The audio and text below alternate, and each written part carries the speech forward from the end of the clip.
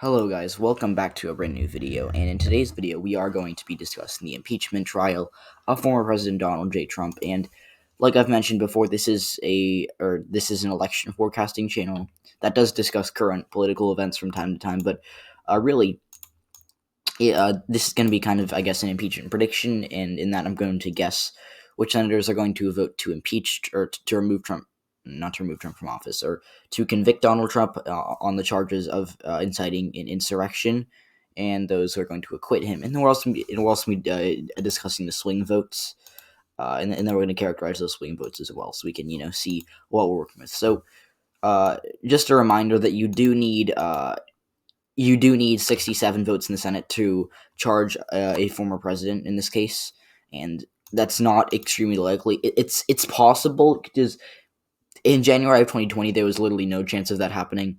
It's more possible this time around, but I wouldn't bet on it. So yeah.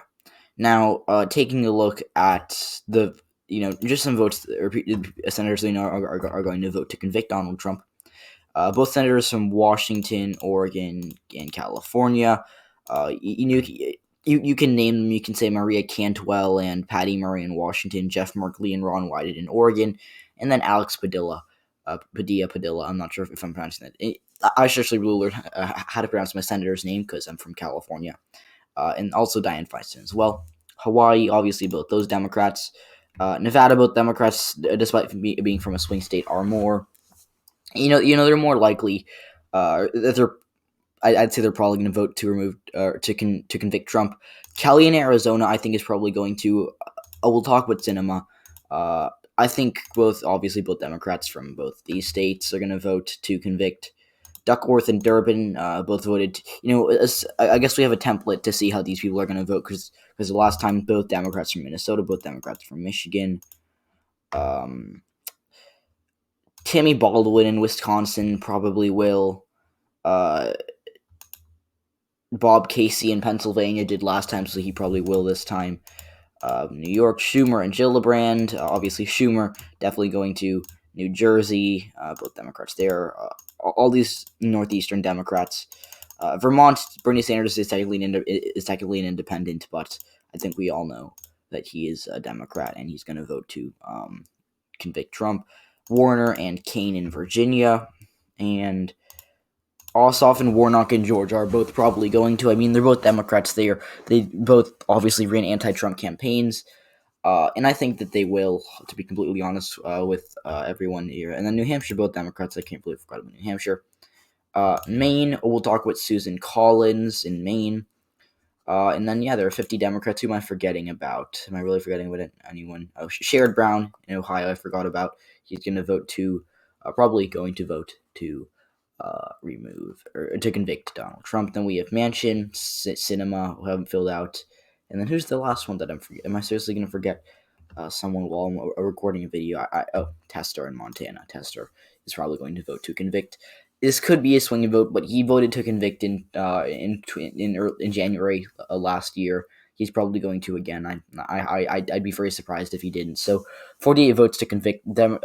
They're still 19 votes short. However, there are, I guess, the people that are going to vote to acquit Trump. I think it's pretty safe to assume that, maybe not. Actually, I mean, because Barrasso is in Republican leadership. I guess we'll talk about him. This is like a 5% chance he's going to vote to convict Trump. But and I'll show you the map that would be needed for Trump to be convicted at the end. But I wouldn't bet on it right now. Lee in Utah is also going to vote to convict Trump or not to acquit Trump in all likelihood. Daines in Montana, Kramer as well as John Hoeven in North Dakota. We'll talk about what is his name? John Thune in South Dakota. Same with Sass in Nebraska, but Deb Fisher's going to vote with Trump here, as well as Oklahoma, Kansas, Texas, Cruz, and Cornyn both probably will. Grassley in Montana, we'll talk about Grassley in Montana, so we're going to bookmark that. But I think Ernst would not really vote to convict Trump. Hawley, obviously. Roy Blunt could, maybe, but I probably won't. Arkansas, Louisiana, Mississippi, Alabama, Tommy Tuberville, and like a lot of these Republicans voted that the trial was unconstitutional. So we can see that Rubio and Scott. People say Rubio might vote to convict. I highly doubt that. Tim Scott in South Carolina probably won't. Same with Lindsey Graham. Burr in North Carolina, he's retiring in 2022, so we're just going to leave that blank, but certainly not Tom Tillis. Tennessee, both Republicans there. McConnell, we'll talk about McConnell in Kentucky as well, but I don't think that's going to happen. Portman in Ohio will leave blank. People say that maybe Todd Young could vote to, to acquit Trump, or to convict Trump, but yeah. So now we have our swing votes, and you kind of can already see here that we're already, out of swing votes, or the movement to convict Trump is kind of out. Oh, I forgot.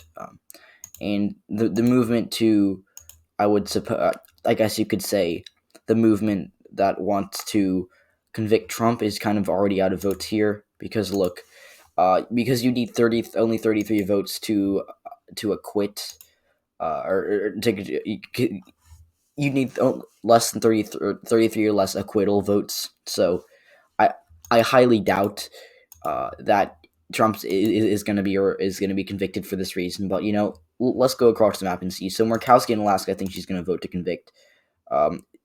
If we're doing ratings, it's probably likely that she will, but I'm just going to fill it in as said that she's going to vote to convict. I mean, Murkowski has really, I think her relationship with Trump really has taken a serious hit, and she's called him out a few times as of late. And there was some speculation for a bit that she might switch parties. She's not going to, by the way, but she's certainly not very happy with Trump right now.